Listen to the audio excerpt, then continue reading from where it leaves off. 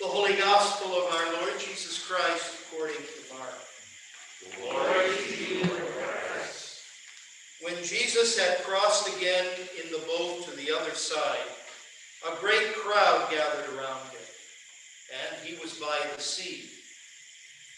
Then one of the leaders of the synagogue named Jairus came, and when he saw him, fell at his feet and begged him repeatedly, "My little daughter is at the point of death. Come and lay your hands on her so that she may be made well and live."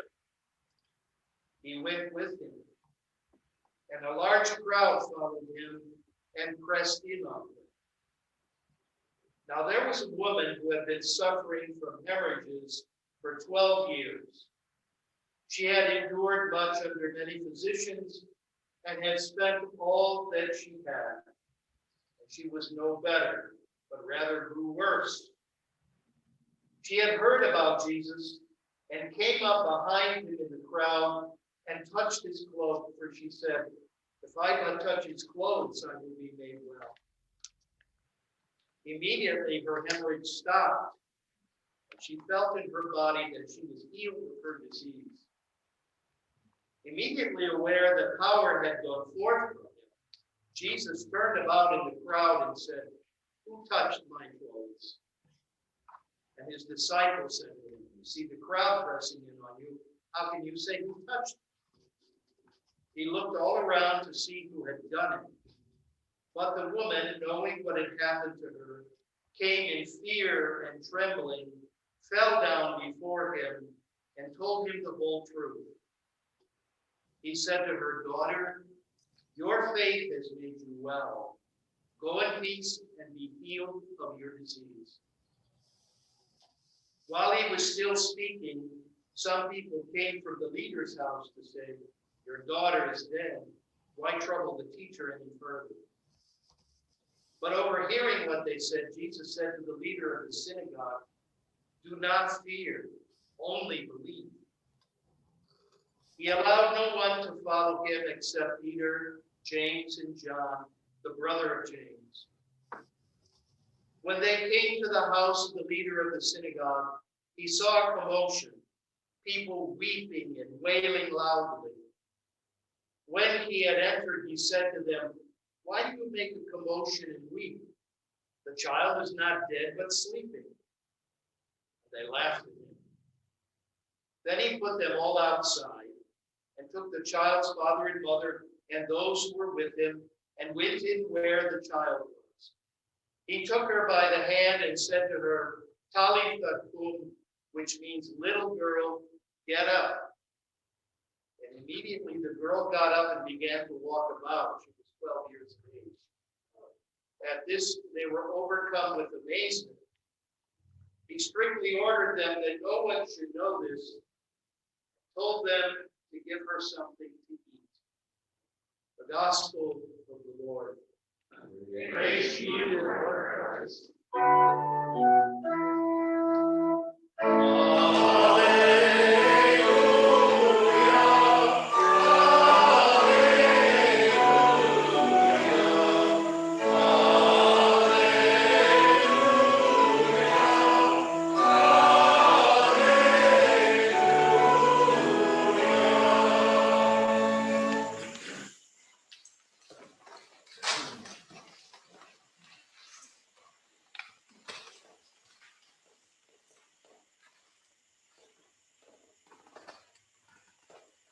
Nothing attracts attention quite like a miracle. And that was the problem that Jesus often experienced, and why in Mark's gospel in particular, he's always telling people after something happens, don't tell anybody about this. He's not saying that so that they'll go out and broadcast it everywhere. He's serious. Don't tell anybody about this. Witnessing something like that is too good for us to hold in. But the reason that Jesus did not want this being spread around is because he did not want people coming after him because he was doing all of these signs and wonders. He didn't want hangers on waiting for the next show, let's say, the next display of power. What he wanted was disciples who were willing to learn what all of this meant. Not just people who were along for a good time or to see something exciting.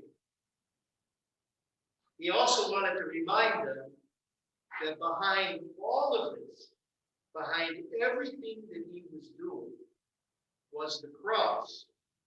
The cross was going to be a part of this life for anybody who would become a real disciple of Jesus. They had to be willing to deny themselves, take up the cross, and follow him.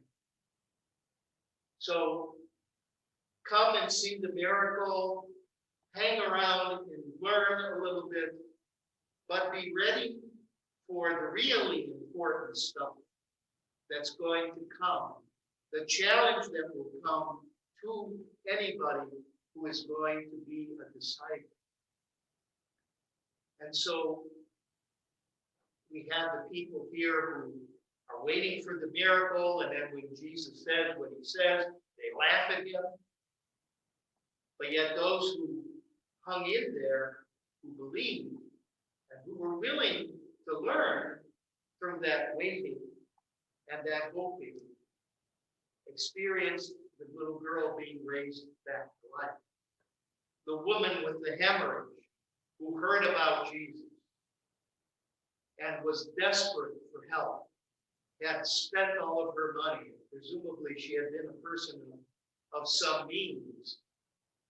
And then so she comes and she is in the crowd and she does what she does and she experiences the healing. And Jesus recognizes in her the faith that she had to try to track him down and to go through the humility, really, of going down on the ground to try to touch his robe. She experiences this change. Now, we don't know anything whether this woman becomes a disciple. We don't know anything about Jairus and his family. Jairus was an important leader in the synagogue, and so it didn't hurt Jesus's reputation, let's say. It hurt Jairus's reputation because he's hanging around with the one that they want to get rid of. But yet, we don't know if Jairus and his family become disciples as a result of this. All we know is that Jesus does these things. They become manifestations of the healing power and will of God. One of the signs that the Messiah was supposed to be doing, when the Messiah would come, there would be healings. There would be other kinds of miracles that would take place. And that would be the sign and invitation to the people to pay attention, because this one would be the real deal, the one they had been waiting for. But what put a lot of people off ultimately was the fact that this one was going to die on a cross. This one kept reminding them of the cost of being a disciple, that no disciple was going to be greater than his master. And if they're going to crucify the master, they're also going to crucify you. Or you're not going to escape unscathed by any of this, or from any of these things. So to be a disciple was to take a tremendous risk, ultimately.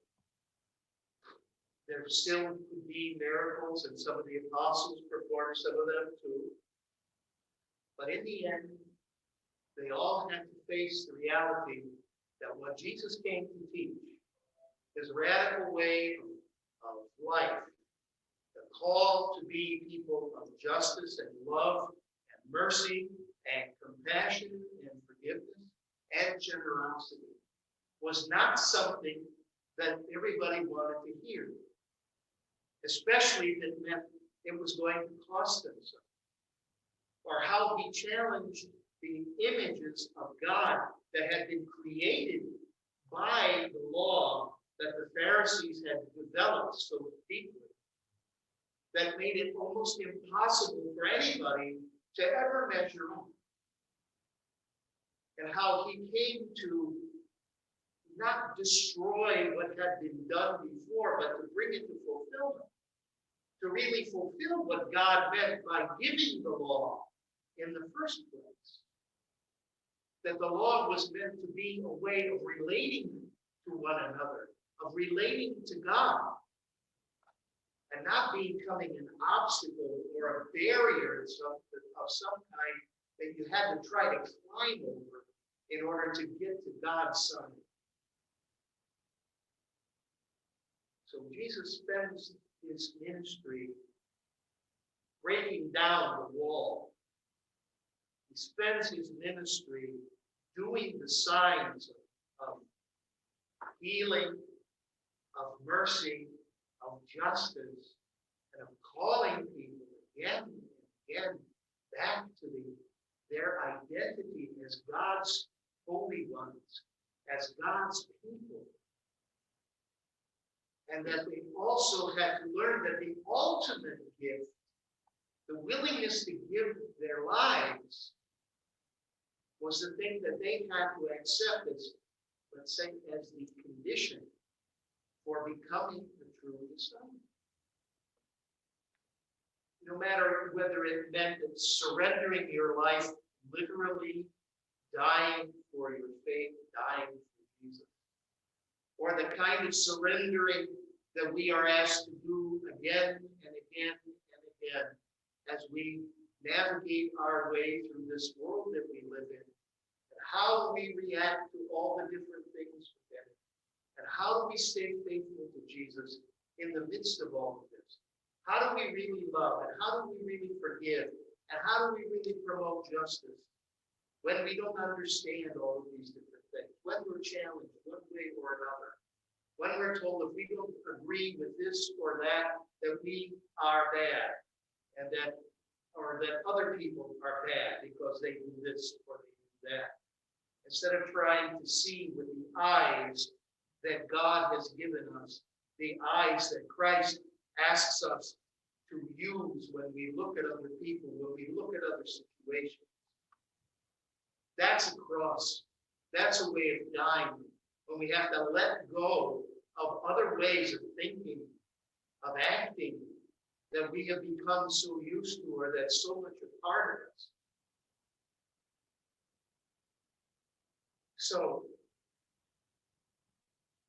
we are invited to allow the faith that has been given to us to move us more and more closely to the cross, more and more closely to the one who hangs on that cross, but who didn't stay on that cross, the one who rose from the dead, who ultimately shows us that not even death itself has the power to separate us from the love of God that comes to us in Jesus Christ. Not even death itself can keep us from being fully alive in God the way we are called to be.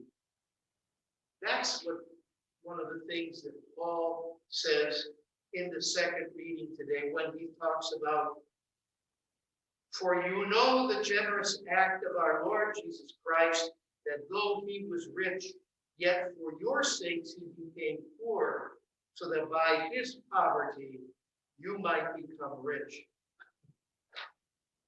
Jesus emptied himself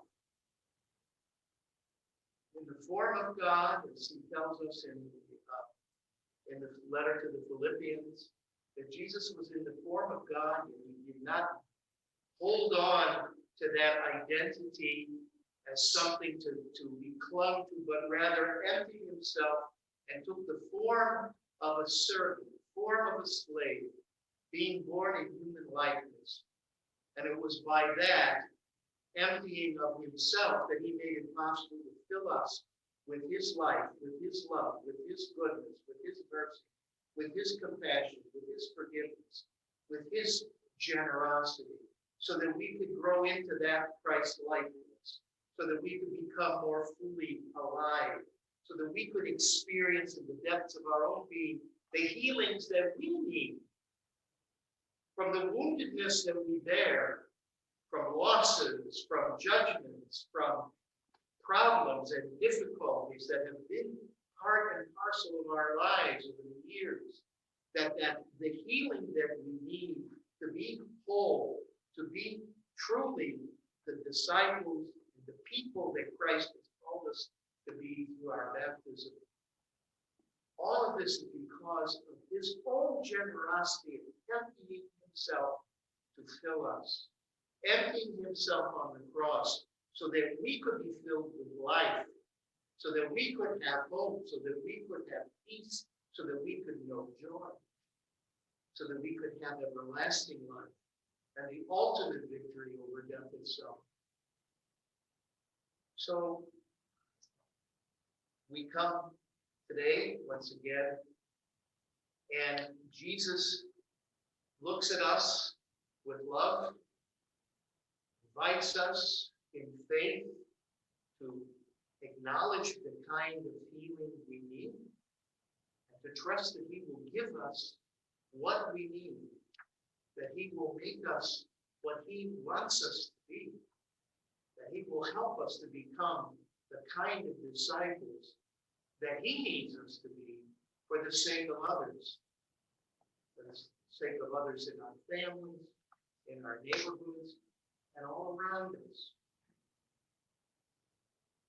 so that we can truly be a living sign of the living Lord come among us in word and sacrament as he does today.